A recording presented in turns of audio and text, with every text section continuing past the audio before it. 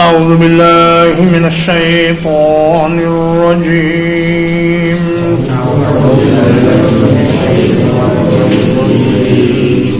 بسم الله الرحمن الرحيم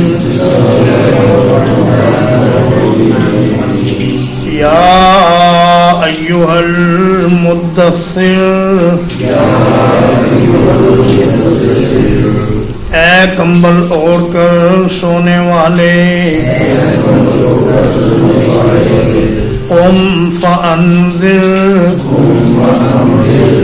اٹھ کھڑا ہو اور ڈرا دے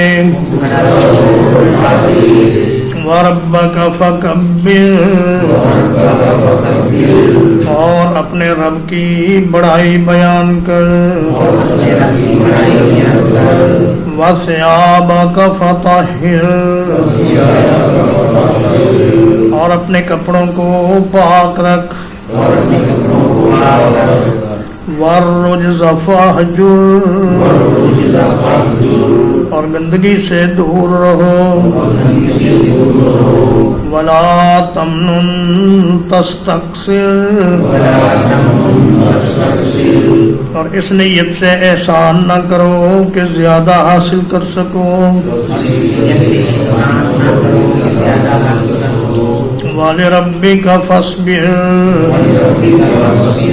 اور اپنے رب کی رضا کے لیے صبر کیجئے۔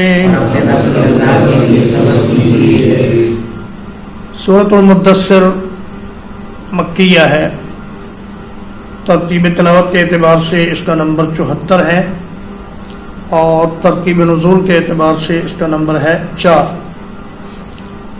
اس میں 56 آیات ہیں اور 2 رکوعات ہیں۔ علامہ جلال الدین سیوطی نے الاتقان لعلوم القرآن میں جو ترتیب صورتوں کے نزول کی بیان کی ہے اس کے مطابق سورۃ المدثر کا نمبر 4 ہے، لیکن حدیث پاک میں جو ترتیب بیان ہوئی ہے اس کے حساب سے اس کا نمبر 2 ہے۔ نبی کریم صلی اللہ علیہ وسلم فرماتے ہیں کہ جب غار حرا میں وحی آئی اور جبریل نے مجھے 2-3 مرتبہ سینے سے لگا کر بھینچا تو میں کافی خوفزدہ ہو گیا، اور اس کے بعد 6 مہینے تک وحی بند رہی۔ 6 مہینے بعد آپ فرماتے ہیں جب میں چل رہا تھا تو میں نے آسمان سے ایک آواز سنی، فرفعت بصری، میں نے اپنی نگاہ اٹھائی، فاذا الملک الذی جاءنی بحراء، تو میں نے دیکھا کہ وہ فرشتہ جو حرا میں میرے پاس آیا تھا، جالس علی کرسی بین السماء والارض، وہ آسمان اور زمین کے درمیان ایک کرسی پر بیٹھا ہوا تھا۔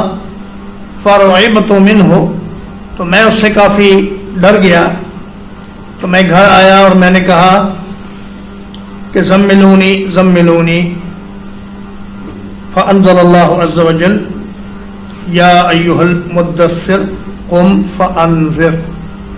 فرماتے ہیں کہ اس موقع پر جب میں گھر میں آ کر کمبل اوڑھ کر لیٹا ہوا تھا تو اس وقت اللہ پاک نے یہ سورت نازل فرمائی، سورۃ المدثر۔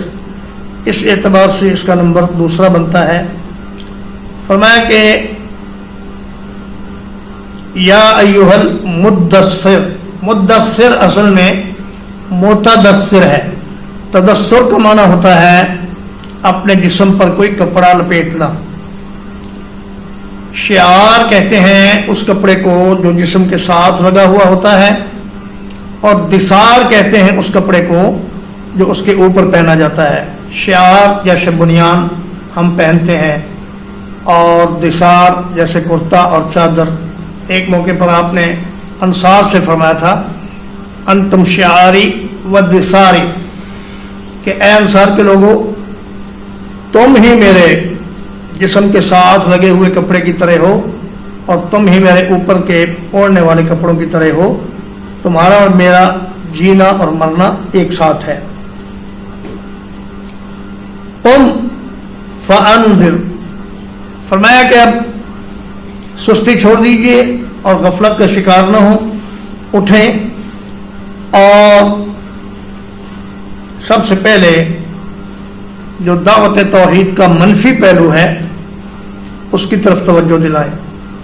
مثبت پہلو تو یہ ہے کہ بھئی اللہ کو ایک مانو، اسی کی عبادت کرو، اور منفی پہلو یہ ہے کہ اللہ کے سوا کسی اور سے نہ مانگو، نہ کسی کی عبادت کرو، نہ بتوں کے آگے جھکو، اور نہ ان جھوٹے خداؤں کو خدا مانو. تو سب سے پہلے انذار، پھر دعوت توحید. وَرَبَّكَ فَكَبِّرْ، اور اپنے رب کو بڑا سمجھو یا اپنے رب کی بڑائی بیان کرو. چنانچہ ایک داعی کو ذہن میں یہ بات بٹھا لینی چاہیے کہ جتنے بھی اسلام کے مخالف ہیں اور دعوت کے راستے میں جتنے بھی رکاوٹیں آئیں گی وہ سب چھوٹے لوگ ہیں، اور جس کی دعوت میں دے رہا ہوں وہ اللہ سب سے بڑا ہے. چنانچہ کلمہ تکبیر کی اسلام میں بڑی اہمیت ہے.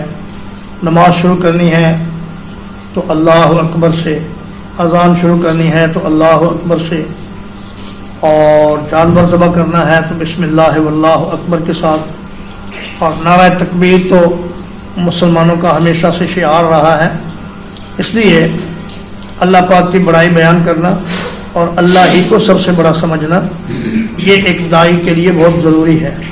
وَثِيَابَكَ فَطَهِّرْ، اور اپنے کپڑوں کو پاک رکھیے. پہلے مذاہب میں اور رہبانیت میں یہ خیال کیا جاتا تھا کہ جتنا کوئی گندا رہے گا اتنا ہی وہ بڑا ولی ہوگا اور اتنا ہی بڑا وہ اللہ کا مقرب ہوگا.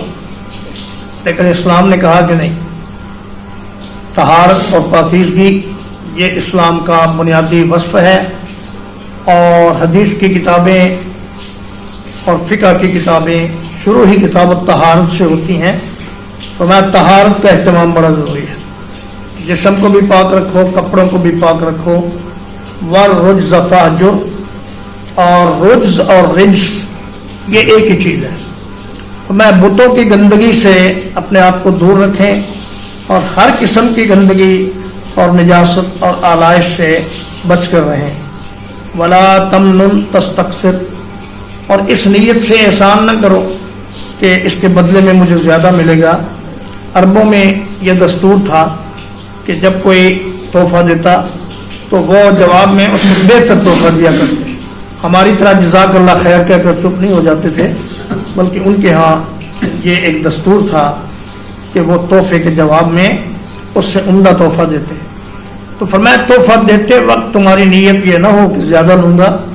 اگر کوئی زیادہ بڑھا کے دے دے تو وہ لینا جائز ہے. وَلِرَبِّكَ فَاصْبِرْ، اور اس راستے میں بڑی مشکلیں آئیں گی اور بڑے سخت مقامات آئیں گے، بڑی تکلیفیں آئیں گی. ان ساری تکلیفوں پر اللہ کے لیے صبر کرنا ہے. فَإِذَا نُقِرَ فِي النَّاقُورِ، تو جب سور میں پھونک دیا جائے گا. فَذَلِكَ يَوْمَئِذٍ يَوْمٌ عَسِيرٌ، تو وہ اس دن بہت سخت دن ہوگا. عَلَى الْكَافِرِينَ غَيْرُ يَسِيرٌ، کافروں کے لیے وہ آسان نہیں ہوگا. فرمایا لوگوں کو بتا دیں کہ اس دنیا کا اختتام ہونے والا ہے اور جو آخری دن ہوگا وہ بڑا ہی ہولناک دن ہوگا. اور جیسے ہی سور میں پھونک مارے گے حضرت اسرافیل، تو پہلے تو ساری مخلوق مر جائے گی، پھر دوسرے پھونک مارنے پر ساری مخلوق اٹھ کر کھڑی ہو جائے گی. اور فرمایا کہ یہ دن بہت ہی سخت دن ہوگا. لیکن یہ کافروں کے لیے مشکل دن ہوگا، اہل ایمان کے لیے یہ آسان دن ہوگا۔ فرمایا لا يحزنهم الفزع الاکبر، انہیں قیامت کے دن کی جو گھبراہٹ ہے اور پریشانی ہے یہ کچھ نہیں کہے گی۔ اگر شروع میں کچھ تکلیف اور پریشانی ہوئی بھی تو پھر آسانی ہو جائے گی، لیکن اللہ کے نافرمانوں کے لیے اور کفار و مشرکین کے لیے یہ دن بڑا ہی سخت ہوگا۔ ترجمہ ایک بار، یا ایھا المدثر، اے کمبل لپیٹ کر سونے والے، قم فانذر، کھڑے ہو جائیں اور لوگوں کو ڈرائیں، وَرَبَّكَ فَكَبِّرْ، اور اپنے رب کی بڑائی بیان کریں، وَثِيَابَكَ فَطَهِّرْ، اور اپنے کپڑوں کو پاک رکھیں، وَالرُّجْزَ فَاهْجُرْ، اور گندگی سے دور رہیں، وَلَا تَمْنُن تَسْتَكْثِرْ، اور اس نیت سے احسان نہ کریں کہ زیادہ ملے، وَلِرَبِّكَ فَاصْبِرْ، اور اپنے رب کے لیے صبر کیجئے، فَإِذَا نُقِرَ فِي النَّاقُورِ، تو جب سور میں پھونک مار دیا جائے گا، فَذَلِكَ يَوْمَئِذٍ يَوْمٌ عَسِيرٌ، تو وہ اس دن ایک بڑا سخت دن ہوگا، عَلَى الْكَافِرِينَ غَيْرُ يَسِيرٌ، وہ دن کافروں پر آسان نہیں ہوگا۔ وصلی اللہ علی نبینا محمد وآلہ وصحبہ اجمعین۔